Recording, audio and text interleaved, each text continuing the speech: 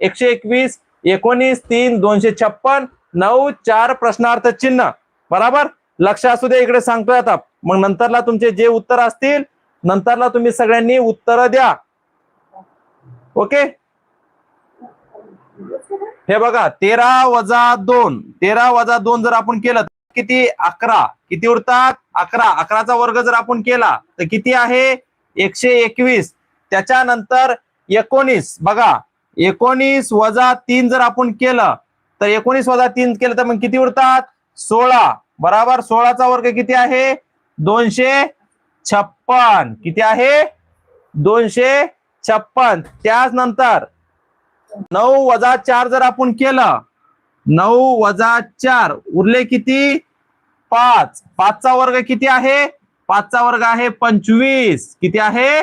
25. बघा ऑप्शन मध्ये 25 कुठे आहे? Option A. कळालं का? अजून सांगू?